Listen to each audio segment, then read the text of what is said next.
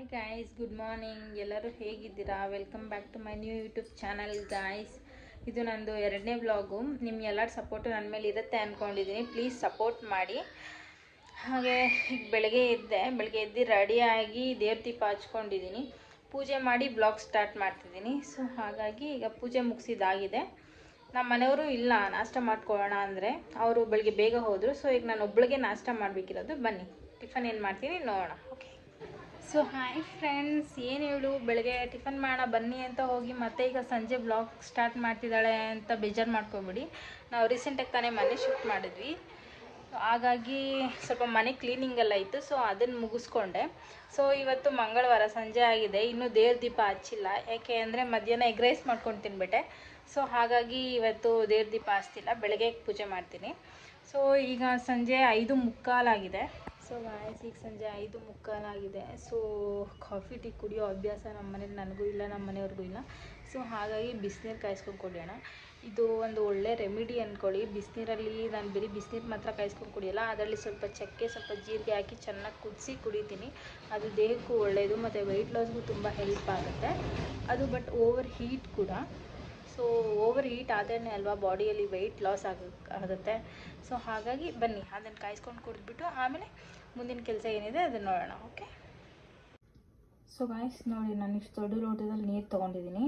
ಹಾಗೆ ತಪ್ಪಲೆ ಕೂಡ ಕಾಯಕ್ಕೆ ಇಟ್ಕೊಂಡಿದ್ದೀನಿ. ಈಗ ಅದಕ್ಕೆ 1 ಲೋಟ ನೀರು ಹಾಕ್ಕೊಳ್ಳೋಣ.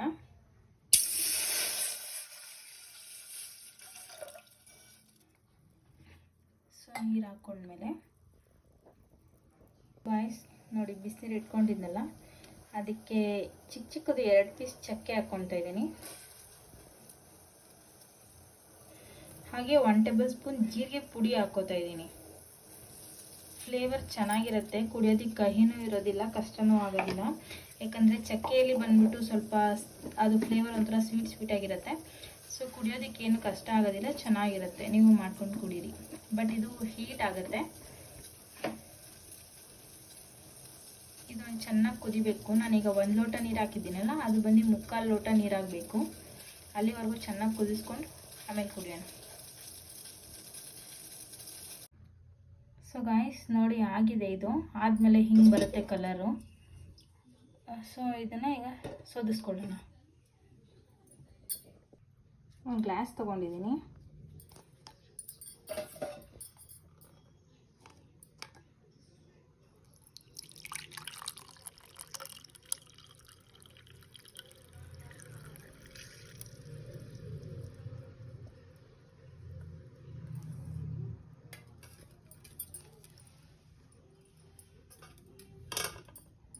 ಫ್ರೆಂಡ್ಸ್, ಈ ಥರ ಬರುತ್ತೆ. ಇದನ್ನು ಬಿಸಿ ಇದ್ದಾಗಲೇ ಕುಡ್ಕೋಬೇಕು. ತಣ್ಣಗಾದಾಗ ಕುಡಿದ್ರೆ ಏನು ವರ್ಕ್ ಆಗೋದಿಲ್ಲ. ಓಕೆ, ಬನ್ನಿ ಕುಡಿಯೋಣ. ಸೊ ಫ್ರೆಂಡ್ಸ್, ಈಗ ಕುಡಿತಿದ್ದೀನಿ. ಇದನ್ನು ಕುಡಿಬೇಕಾದ್ರೆ ಬಾಯಲ್ಲಿ ಬಿಸಿ ಇದ್ದಾಗ ತೊಗೊಂಡು ಕುಪ್ಪಳಿಸಿ ಆಮೇಲೆ ಕುಡಿಬೇಕಾಗತ್ತೆ. ಸೊ ಯಾಕಂದರೆ ಅವಾಗ ಇಲ್ಲ ಕೆನ್ನೆ ಹತ್ರ ಎಲ್ಲ ಸ್ವಲ್ಪ ಊದಿರೋ ಥರ ಆಗುತ್ತೆ ಕೆಲವ್ರಿಗೆ ದಪ್ಪ ಆಗಿದ ತಕ್ಷಣ. ಸೊ ಹಾಗಿದ್ದರೆ ಅದು ಬೇಗ ಕ್ಲಿಯರ್ ಆಗುತ್ತೆ.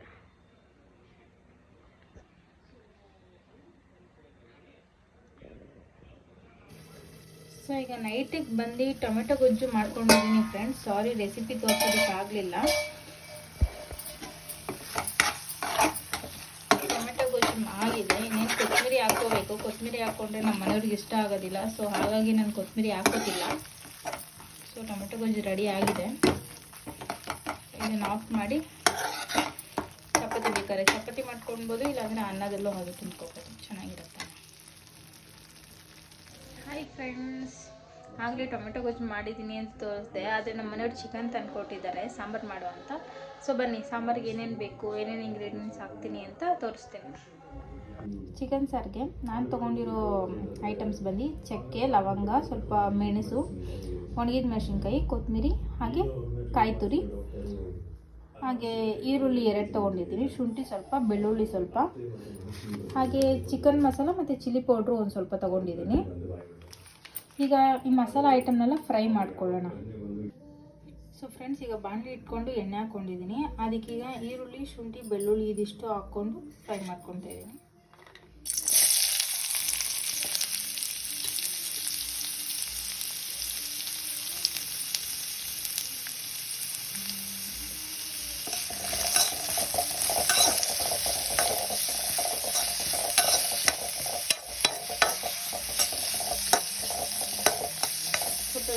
ಗೋಲ್ಡನ್ ಕಲರ್ ಬರೋಷ್ಟು ಫ್ರೈ ಮಾಡ್ಕೊತೀನಿ. ಸೊ ಫ್ರೆಂಡ್ಸ್, ಈಗ ಮೆಣಸಿನ್ಕಾಯಿ ಹಾಕ್ಕೊಂಡು ಚಕ್ಕೆ, ಲವಂಗ, ಮೆಣಸು ಇದೆಲ್ಲ ಹಾಕೋತಿದ್ದೀನಿ.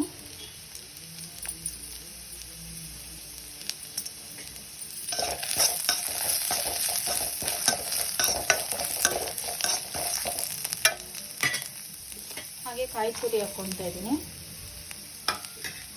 ಕಾಯಿ ತುರಿ ಹಾಕ್ಕೊಂಡು ಕೊತ್ತಂಬರಿ,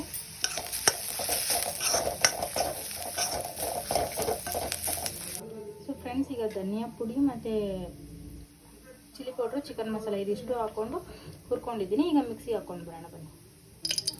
ಸೊ ಫ್ರೆಂಡ್ಸ್, ಈಗ ಕುಕ್ಕರ್ ಇಟ್ಕೊಂಡು ಅದಕ್ಕೆ ಎಣ್ಣೆ ಹಾಕ್ಕೊಂಡಿದ್ದೀನಿ. ಒಂದು ಸ್ವಲ್ಪ ಈರುಳ್ಳಿ ಹಾಕ್ಕೊಂಡು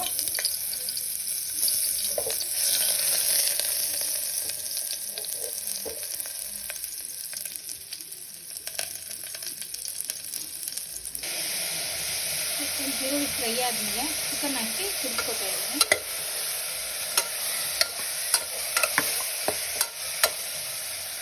ಚಿಕನ್ ಒಂದು ಸ್ವಲ್ಪ ಬೇಯಿಸಿ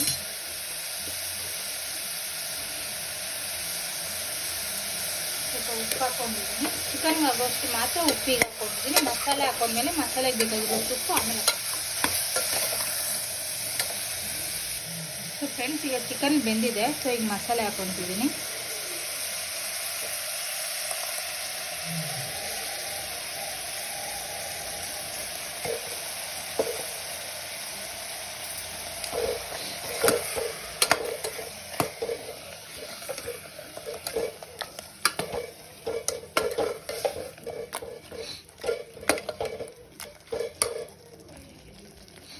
ನನಗೆ ತಕ್ಷಣಕ್ಕೆ ನೀರು ಹಾಕ್ಕೊಳ್ಳೋದಿಲ್ಲ, ಯಾಕಂದರೆ ನೀರು ಹಾಕ್ಕೊಂಡ್ಬಿಟ್ರೆ ಚಿಕನ್ ಪೀಸ್ಗೆ ಮಸಾಲೆ ಎಲ್ಲ ಇಟ್ಕೊಳ್ಳೋದಿಲ್ಲ. ಸೊ ಈ ಮಸಾಲೆ ಎಲ್ಲ ಒಂದು 2 ನಿಮಿಷ ಫ್ರೈ ಆದಮೇಲೆ ಆಮೇಲೆ ನೀರು ಹಾಕ್ಕೊಂಡ್ರೆ ಚಿಕನ್ಗೂ ಮಸಾಲೆ ಚೆನ್ನಾಗಿ ಇಟ್ಕೊಂಡಿದೆ.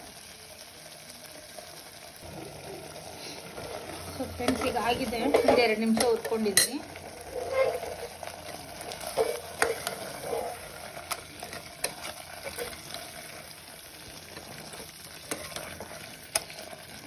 ಸೊ ಈಗ ಮಸಾಲೆ ರುಬ್ಕೊಂಡಿದ್ದಲ್ಲ, ಅದೇ ಮಿಕ್ಸಿ ಜಾರ್ಗೆ ಸ್ವಲ್ಪ ನೀರು ಹಾಕ್ಬಿಟ್ಟು ಅದೇ ನೀರು ಹಾಕ್ಕೊತಾ ಇದ್ದೀನಿ.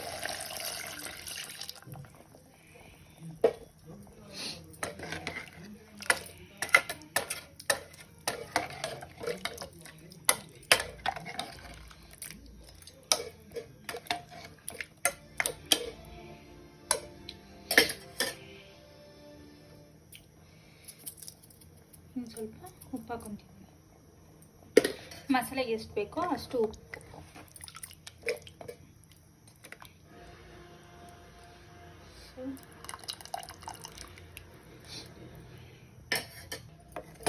ಸೊ ಫ್ರೆಂಡ್ಸ್, ಇದಾಗಿದೆ.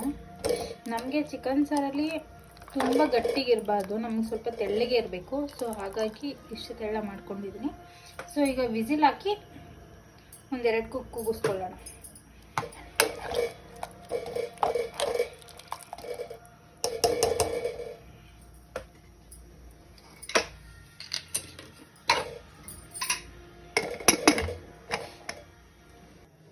ಸೊ ಈಗ ವಿಸಿಲ್ ಹಾಕಿಟ್ಟಿದ್ದೀನಿ. 2 ಕೂಗು ಹೊಡೆದ್ಮೇಲೆ ಇಳಿಸ್ಕೊಳ್ಳೋಣ. ನೋಡಿ ಫ್ರೆಂಡ್ಸ್, ಸಾಂಬಾರು ಆಗಿದೆ, ಕುದೀತಾ ಇದೆ. ಸೊ 2 ವಿಸಿಲ್ ಆಯಿತು. 2 ವಿಸಿಲ್ ಆದಮೇಲೆ ಇಳಿಸ್ಕೊಂಡು 2 ನಿಮಿಷ ಕುದಿಸ್ತಾ ಇದ್ದೀನಿ. ಕುದಿಸ್ಬಿಟ್ಟು ಆಫ್ ಮಾಡ್ಕೊಂಡು ಚೆನ್ನಾಗಿರುತ್ತೆ. ನಾನು ಕೊತ್ತಂಬರಿ ಹಾಕ್ತಿಲ್ಲ, ತುಂಬ ಜನ ಕೊತ್ತಂಬರಿ ಹಾಕ್ತಾರೆ. ಕೊತ್ತಂಬರಿ ಹಾಕಿದ್ರೆ ನಮ್ಮ ಮನೆಯವ್ರು ತಿನ್ನೋದಿಲ್ಲ. ಸೊ ಅದಕ್ಕೋಸ್ಕರ ನಾನು ಕೊತ್ತಂಬರಿ ಬಳಸ್ತಾ ಇಲ್ಲ. ಇಷ್ಟೇ ಫ್ರೆಂಡ್ಸ್ ನಾನು ಮಾಡೋ ಚಿಕನ್ ಸಾರು. Thank you. ಇಷ್ಟೇ ಫ್ರೆಂಡ್ಸ್ ನಾನು ಮಾಡೋ ಚಿಕನ್ ಸಾರು. ಸೊ ಯಾರೆಲ್ಲ ವೀಡಿಯೋ ನೋಡ್ತಿದ್ದೀರಾ ಪ್ಲೀಸ್ ದಯವಿಟ್ಟು ಸಪೋರ್ಟ್ ಮಾಡಿ. ಎಲ್ಲರ ಸಪೋರ್ಟು ಹೀಗೆ ಇರಲಿ. ಸೊ ಹಾಗಂದ್ಕೊಂಡು ಇವತ್ತು ನಾನು ಡೈಲಿ ಬ್ಲಾಗ್ನ ಮುಗಿಸ್ತಾ ಇದ್ದೀನಿ. Thank you friends, bye.